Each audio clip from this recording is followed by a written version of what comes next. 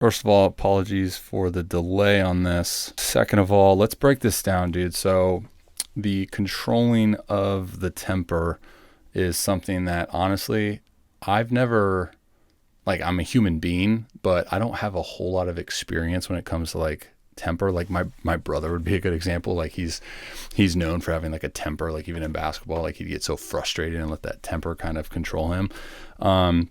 This is actually like a really good talking point that I've had with a lot of like my clients and past teammates in regards to like, what is temper? Temper is like frustration, anger. It's an emotion, right? So for me, it's the question is, how can we then get into a better state where we have control and ownership of our emotions? Something that has always kind of worked and made sense to me is the whole idea behind like controlling what I can control, right? Especially when we play this game that is baseball, there's so many things that are beyond your control, but there's so many things like within your control and within your grasp that you can put all of your mental attentiveness to, whether it be being a good teammate, working hard, working smart, putting yourself in a good position to be successful.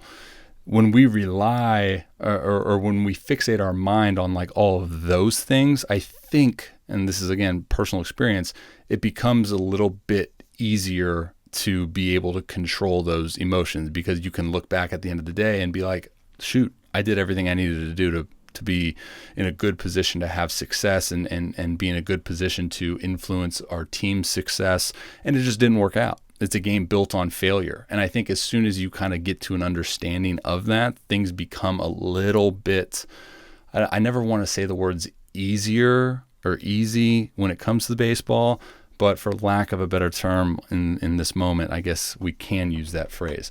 So, I think another aspect when individuals acknowledge a downfall within their game. So for you make a good point when it's, my mental game is terrible and I'm not really sure how to fix it.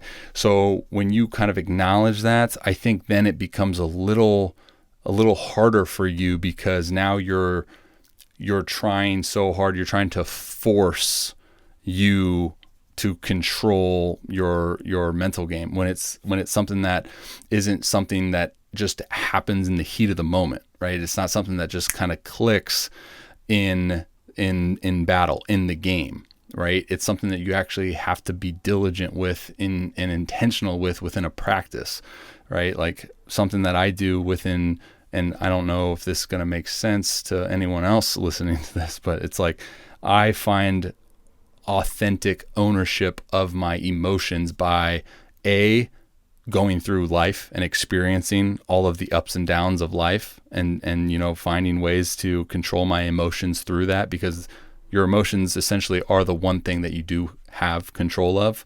Now, we're humans, we're flawed. Sometimes it's not always going to work out. Second thing is put yourself in uncomfortable environments, right, that allow you to then train control of emotions and controlling your response to so like when I do saunas, right? When I do meditation, when I do ice bath, when I do cold showers, right? Like these are very, for me, uncomfortable environments, because either I'm having to like sit still, which I don't do very well, or I'm in an uncomfortable, climate and breathe through it. Right? That's the only thing you can do in that moment. And I think just over time, when you put yourself in those environments that is full of uncomfort, you start to slowly gain control of your emotional responses to certain things. Now, I'm not saying you have to do that. I'm not saying you have to jump in a cold shower, but these are all things that we essentially can put into practice. All right. So, it's easy to sit here and just say like, hey, don't strike out. And hey, don't disappoint my team. But that's not reality. Again, we're humans, we're flawed. We're going to have these thoughts. I think it's triggering, or not triggering, but targeting your thought process, right? If you're going to target your thoughts, something different, right? That's why I use my process and my preparation as a means to give me confidence and conviction, right? I rely on, thinking about how hard I worked or how well I prepared for this moment. And now everything is kind of just, it's a secure kind of blanket, if you will, if that makes sense. It's this kind of understanding that, shoot, I did everything I needed to do. And now I don't need to be, anxious, nervous, whatever emotion comes when you're competing, right? So control the things you can. I know it sounds simple, man, but it's somewhat of a simple game, honestly, when you freaking peel back all the other intangibles and all the layers to it. So hopefully that makes sense, man.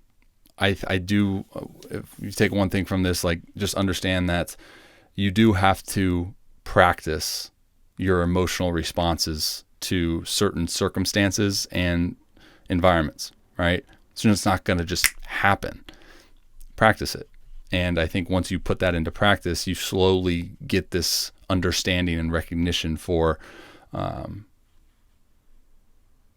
responding in such a way that is more likely to give you the results that you want.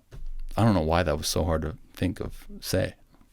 Hopefully that helps, brother. Work hard. Talk to you.